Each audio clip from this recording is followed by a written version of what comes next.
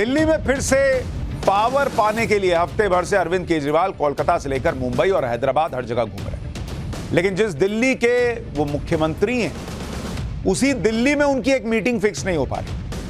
इस दिल्ली वाली मीटिंग के लिए ही केजरीवाल सबसे ज्यादा तड़प रहे हैं, क्योंकि उन्हें पता है कि अगर ये मीटिंग नहीं हुई तो फिर उनकी भागम भाग किसी काम की नहीं रहेगी। उनका जो मैसेजिंग का अपना फंडा है वो भी फेल हो जाएगा। और जिस मीटिंग की हम बात कर रहे हैं, वो मीटिंग अरविंद केजरीवाल करना चाहते हैं राहुल गांधी से। लेकिन राहुल गांधी ने केजरीवाल को अभी वेटिंग लिस्ट में डाल रखा है। जिसे नहीं कहते हैं अच्छा बैठाओ देखते हैं मिलेंगे, सर वो मिलने आए, अच्छा बैठाओ ना अभी देखते हैं। तो राहुल गांधी ने भी केजरीवाल जी को वेटिंग लिस्ट में डाल रखा, बैठा रखा कि बैठो अभी देखते हैं। यानी एक तरह से लोग कह रहे हैं कि राहुल गांधी अरविंद केजरीवाल से, कांग्रेस पार्टी अरविंद केजरीवाल से नाक रगड़वा रही है। क्योंकि आप देखिए कि केजरीवाल ने कहा था कि उन्होंने राहुल गांधी और खड़गे से मिलने का टाइम मांगा। यह बात केजरीवाल ने 26 मई को कही थी कि मैंने जो है वो खड़गे जी और राहुल जी से मिलने का समय मांगा है। 26 मई को उन्होंने ट्वीट किया। लेकिन कांग्रेस की तरफ से यह अब तक कंफर्म नहीं हुआ कि केजरीवाल को राहुल गांधी टाइम देंगे या नहीं। और इस बात को बीते हुए 3.25 दिन हो गए और यह बात क्लियर कट दिख रही है कि फिलहाल केजरीवाल को कांग्रेस कोई भाव देना भी नहीं चाहती। तो केजरीवाल जिन्हें लगता था कि वो जब जिसको मन जैसा बोल सकते हैं, जब जिससे मन मिल सकते हैं, उनको कांग्रेस ने वेटिंग लिस्ट में डाल के छोड़ दिया। और यह बात इसलिए हम कह रहे हैं क्योंकि आप देखिए कि पिछले 2 दिन से कांग्रेस अध्यक्ष खड़गे और राहुल गांधी मीटिंग पे मीटिंग कर रहे हैं। पहले मध्य प्रदेश के कांग्रेस नेताओं से मिले, फिर आज राजस्थान के कांग्रेसी नेताओं से मिल रहे हैं। यानी कांग्रेस की प्रायोरिटी में अपनी पार्टी के मुद्दे हैं, ना कि केजरीवाल के मुद्दे। मतलब ऐसा नहीं होता एग्जाम में आप अपनी पढ़ाई कर रहे हैं और आपको पता है कि एक आदमी जिसका फेल होना तय है वो आके बोल रहा है थोड़ा बताओ ना, ये वाला बताओ ना, उधर बैठो ना, अभी मैं अपना नब कर रहा हूं, बैठो उधर। तो उसको बैठा रखते हैं क्योंकि आपको पता है कि उसको बता के मेरा कोई फायदा नहीं होना है, मेरे नंबर मेरे से ही आने। और ये बात कांग्रेस को समझ में आ गई है कि ये मुझे एग्जाम में फेल तो करा सकता है लेकिन मेरे पास होने के काम नहीं आ सकता। तो अरविंद केजरीवाल को उन्होंने साइड बैठा दिया और ये मैसेज केजरीवाल को सीधा सीधा दिया जा रहा है कि साइड में बैठो। लेकिन आगे केजरीवाल से मीटिंग की जाए या ना की जाए, इसके लिए कांग्रेस खास तौर पर दिल्ली और पंजाब के अपने नेताओं को बुलाकर उनसे बात भी कर रही है, क्योंकि यही 2 राज्य हैं जहां पर केजरीवाल ने कांग्रेस से सत्ता छीनी। और कांग्रेस की हालत क्या हो गई आपको याद दिला देता हूं कि जिन 2 राज्यों के नेताओं से इस वक्त मुलाकात की जा रही है, वहां पर कांग्रेस पार्टी की क्या हालत। अगर आप देखेंगे दिल्ली, यहां पर 70 विधानसभा सीट और कांग्रेस के पास कितने विधायक हैं? 0 विधायक। अगर इसी तरह से आप देखेंगे पंजाब में टोटल जो है वो 117 सीट और कांग्रेस के पास जो है 18 विधायक। तो ये इस वक्त हालत हो रखी है और इसी वजह से दिल्ली और पंजाब के नेता भी अड़ गए कि केजरीवाल को कोई भाव नहीं देना चाहिए। आज दिल्ली और पंजाब कांग्रेस के नेता कांग्रेस अध्यक्ष मल्लिकार्जुन खड़गे और राहुल गांधी से मिले। सूत्रों के मुताबिक बैठक में ज्यादातर नेताओं ने अरविंद केजरीवाल का विरोध ही किया। दिल्ली कांग्रेस के नेताओं ने साफ कह दिया कि केजरीवाल से एक हाथ दूर रहिए भैया, ना तो इनका समर्थन कीजिए और अगर कुछ नहीं कहना अभी तो चुप्पी साध लीजिए। दिल्ली और पंजाब दोनों के कांग्रेस नेताओं ने सीधी बात कह दी कि ना तो कोई सपोर्ट कीजिए, ना गठबंधन के बारे में सोचिए और ना ऑर्डिनेंस जिसके लिए दौड़ रहे हैं कि भाई केंद्र सरकार ऑर्डिनेंस लाई, दिल्ली में पावर छीन ली, इसको बिल के तौर पे लाए तो राज्यसभा में मिलकर गिरा दे। तो कांग्रेस के नेता कह रहे हैं कि वहां भी साथ मत दीजिए इस आदमी। राहुल गांधी और मल्लिकार्जुन खड़गे से मिलने के बाद नवजोत सिंह सिद्धू क्या कह रहे थे, एक बार सुनवा देता हूं।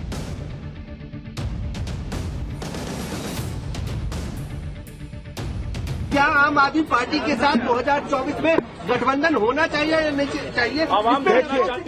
देखिए एक बात आप समझ लीजिए कि विचारिक मतभेद जहां हो वहां अलायंस नहीं होती गुरु, समझे नहीं? तो इस बात पे मैं बहुत साफ हूं कि मेरी लड़ाई सत्य के पथ की है। जहां द्वंद्व होता है मैं सत्य के रास्ते पे चढ़ता हूं और वहीं चलता हूं। When in doubt, I walk straight and I do not compromise on moral values. यानी नवजोत सिंह सिद्धू साफ साफ कह रहे हैं कि वैचारिक मतभेद है केजरीवाल जी, और वहां कॉम्प्रोमाइज की कोई संभावना दिख नहीं रही। लेकिन कमाल की बात यह भी है कि कांग्रेस आला कमान ने केजरीवाल से मुलाकात करने को हां तो नहीं कहा, लेकिन सीधे सीधे अभी तक ना भी नहीं कहा है। यानी केजरीवाल से कांग्रेस अभी खेल रही है। कांग्रेस ने अरविंद केजरीवाल की कॉल को वेटिंग लिस्ट में डालकर 2 मैसेज दे दिए। जैसे नहीं होता कि आप कॉल कर रहे हैं और उधर से मैसेज आता है, आप जिस व्यक्ति से संपर्क करना चाहते हैं वो अभी दूसरी कॉल में व्यस्त, कृपया इंतजार करें। तो वही अभी इंतजार कर रहे हैं केजरीवाल जी। लेकिन कांग्रेस ने मैसेज पहला यह दिया कि कांग्रेस ही विपक्ष की सबसे बड़ी पार्टी है, उसके बिना कोई मोर्चा नहीं बन सकता और उस मोर्चे का नेतृत्व राहुल गांधी ही करेंगे। विपक्ष की सभी पार्टियों को यह मानना होगा, चाहे वो कितनी ही ताकतवर खुद को क्यों ना समझती। दूसरा मैसेज कांग्रेस ने दिया कि अरविंद केजरीवाल पर कांग्रेस आलाकमान अपने अलग अलग राज्यों के नेताओं से मिलकर यह संदेश दे रही है कि अलग अलग राज्यों के चुनाव में अरविंद केजरीवाल को कांग्रेस का खेल बिगाड़ रहे हैं, वो कांग्रेस को रास नहीं आ रहा और वहां का जो काडर है कांग्रेस का वो अलग ऊर्जा महसूस करेगा कि अच्छा देखिए हमारी बात को अहमियत दी जा रही है, हमारी बात को सुना जा रहा है और इसलिए हमारे कहने पर देखिए ये लोग अरविंद केजरीवाल का समर्थन नहीं करेंगे तो वो और ऊर्जा से दिल्ली में काम करेगा, पंजाब में काम करेगा। देखिए लीडर ने हमारी बात सुनी। शायद कांग्रेस ये चाहती है कि अरविंद केजरीवाल भी ममता बनर्जी की तरह सरेंडर कर दे और ये ऐलान कर दे कि जहां जहां बीजेपी और कांग्रेस की सीधी फाइट है वहां विपक्ष कांग्रेस को सपोर्ट करेगा। बात यह भी है कि कांग्रेस ऐसे दलों का समर्थन क्यों करेगी जो कांग्रेस को नुकसान करने के साथ साथ विपक्षी एकता को भी नुकसान पहुंचाए। आप देखिए कि कल ही अरविंद केजरीवाल तेलंगाना के मुख्यमंत्री के चंद्रशेखर राव से जाकर मिले और अध्यादेश पर समर्थन मांगा। केजरीवाल और केसीआर ये वही 2 नेता हैं जिन्हें कांग्रेस ने कर्नाटक में नई सरकार के शपथ ग्रहण में नहीं बुलाया था। केसीआर तो कांग्रेस से अलग थर्ड फ्रंट बनाने में जुटे थे, उनका अपना सपना है पीएम बनने का।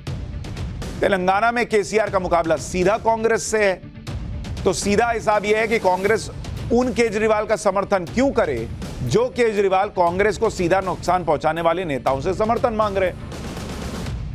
भाई कांग्रेस का हिसाब यह भी है ना कि तुम केसीआर के पास जा रहे हो, जाओ उनसे मांगो, फिर मेरे पास मत आओ।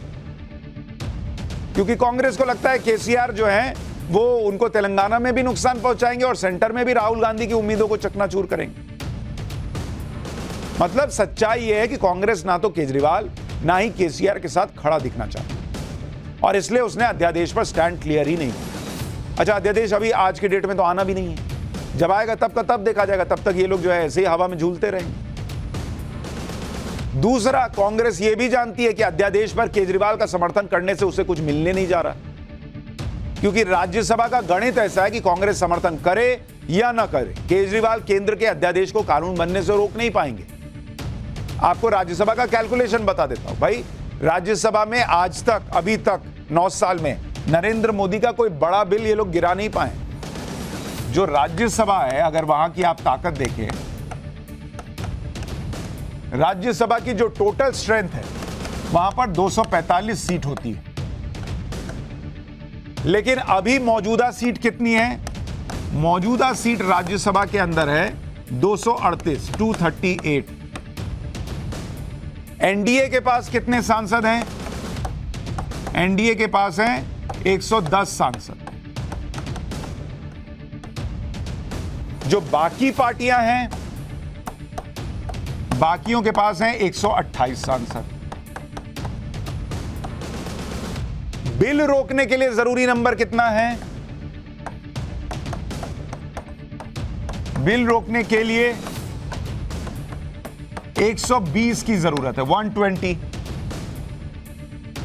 अब आप कहेंगे भाई 128 है, ये तो मामला खत्म है फिर बीजेपी का। नहीं ना, ये तो आपको एनडीए का बताया, एनडीए के पास 110 है, लेकिन कई ऐसी पार्टियां हैं जो अहम मुद्दों पर वो बीजेपी के साथ चली जाती, जिसमें अगर आप देखेंगे नवीन पटनायक की पार्टी, अकाली दल है, जगन मोहन रेड्डी की पार्टी है, ये सब लोग उधर चल जाएंगे।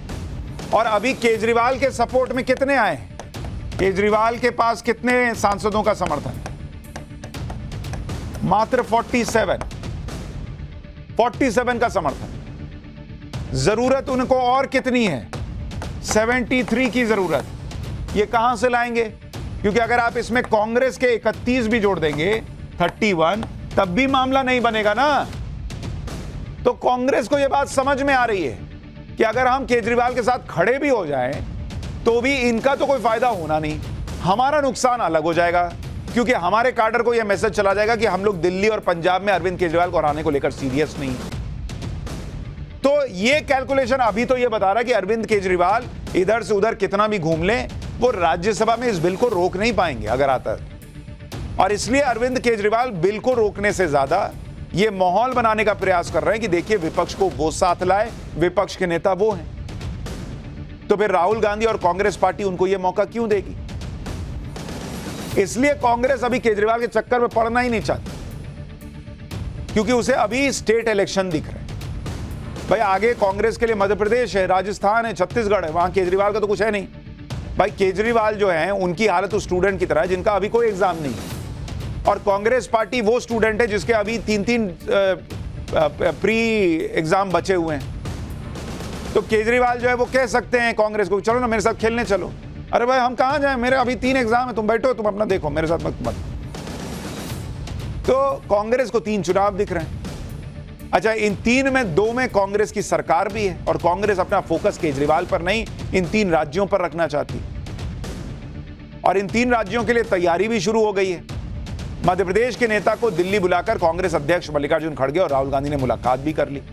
इसी तरह से राजस्थान के नेताओं को दिल्ली बुलाया गया, क्योंकि वहां भयंकर गुटबाजी चल रही है। कांग्रेस की कोशिश यही है कि कर्नाटक की जीत को बाकी राज्यों में भी दोहराया जाए, लेकिन कर्नाटक की तरह बाकी राज्य भी जीत जाए, ये इतना आसान अभी नहीं दिख रहा।